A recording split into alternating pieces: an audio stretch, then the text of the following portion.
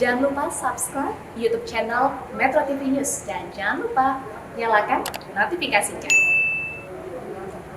Presiden Jokowi terus berupaya mempertahankan subsidi energi, namun konsumsi yang tak terkendali membuat kuota BBM bersubsidi tak lagi mencukupi. Agar harga tak dinaikkan, pemerintah butuh tambahan anggaran. Memangkas subsidi bakal memicu inflasi. Namun, bila subsidi terus digelontorkan, kesehatan anggaran yang jadi taruhan.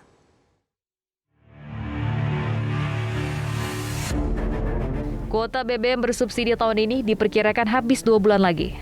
Kuota Pertalite hanya tersisa sekitar 6 juta kiloliter. Begitu pula dengan kuota solar yang tersisa sekitar 5 juta kiloliter. Harga minyak dunia yang terus melonjak membuat subsidi BBM terus membengkak. Agar anggaran negara tak digerogoti, pemerintah membahas pengurangan subsidi. Sejumlah menteri telah memberi sinyal kenaikan harga BBM bersubsidi. Tetap menjaga APBN kita sebagai shock absorber, artinya subsidi itu nggak akan dicabut. Tapi penyesuaian mungkin perlu untuk dipertimbangkan di dalam kerangka untuk tadi memperbaiki dari manfaat distribusi bagi masyarakat. Yang kedua, APBN kita juga tetap harus dijaga supaya kita tetap bisa ngadepin 2023, 2024 yang nanti ketidakpastian juga masih akan tinggi. Yang ketiga, ya semuanya gotong royong. Menentukan harga BBM bersubsidi bukan persoalan sederhana. Dampak kenaikan harga dapat menjalar kemana-mana, memicu inflasi dan menekan pertumbuhan ekonomi diantaranya. Ini menyangkut hajat hidup orang banyak. Jadi semuanya harus diputuskan secara hati-hati. Dikalkulasi dampaknya, jangan sampai dampaknya menurunkan daya beli rakyat, menurunkan konsumsi rumah tangga, kemudian juga nanti yang harus dihitung juga menaikkan inflasi yang tinggi, kemudian bisa menurunkan pertumbuhan ekonomi. Semuanya saya ngitung betul sebelum diputuskan. Ya. Wacana kenaikan harga BBM bersubsidi telah mendapat lampu hijau DPR. Dalam rapat kerja Komisi 7 dengan Menteri SDM pekan ini, DPR mengakui lonjakan konsumsi BBM adalah kewajaran saat pemulihan ekonomi pasca pandemi. Karena itu DPR mengusulkan pengurangan subsidi untuk menyehatkan anggaran. DPR juga mengusulkan pengetatan distribusi BBM bersubsidi. Kita tidak makan bapak pingsan, kita makan ibu lenger-lenger. Nah inilah keadaan kita hari ini. Pak Ketua makin mantap aja saya lihat. Nah inilah sampai kita, mengulas ekonomi makro, mantap. Kita kan terus piye kata Pak.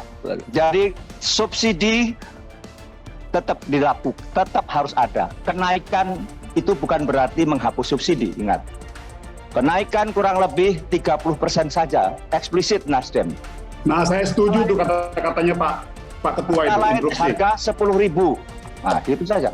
Lantas saya setuju. Pada sektor-sektor lain yang harus disubsidi dengan ketat adalah kenaikan harga BBM bukan berarti mencabut subsidi. Nah inilah, ini Maman ini ya. Ya inilah yang kita kemukakan. Gitu. Subsidi tetap ada, tetapi kalau mantap Pak Ketua. Per liter itu berarti masih subsidi juga. Karena Pertalite harga keekonomiannya adalah 17.000 kan begitu. Nah itulah. Setuju. Itu kurang lebih naik 30%. Menurut pemerintah, agar harga BBM bersubsidi tak berubah, butuh tambahan dana 195 triliun rupiah. Padahal, bila dana subsidi dan kompensasi energi dialihkan untuk pembangunan, hasilnya lebih dirasakan masyarakat. Kalau kita punya uang 502 triliun itu kira-kira bisa dapat apa saja kalau di dalam APBN kita. 502 triliun itu bisa membangun rumah sakit sebanyak 3.333. Kalau Menteri Kesehatan sekarang meminta anggaran supaya kita bisa membangun rumah sakit sampai ke seluruh pelosok. Ini rumah sakit kelas menengah ya. Kita bisa membangun 3.333. Atau sekolah dasar kalau kita banyak, masih ada beberapa sekolah dasar yang tidak ada, itu akan ada 2.207.886 sekolah dasar yang kita bisa bangun dengan dana 502 triliun tadi. Atau kalau kita bikin ruas tol, itu ada 3.500 kilometer. Mungkin kita bisa nyelesain semua tol di Sumatera sih menurut saya, bahkan lewat. Gitu ya karena yang kemarin kan masih ada yang belum tersambung. Atau kalau kita concern mengenai kesehatan, ini 41.666 puskesmas. Masalah beratnya beban subsidi BBM dan upaya menjaga kesehatan anggaran negara juga disampaikan Presiden saat bertemu para kepala lembaga negara pekan lalu. Gede sekali.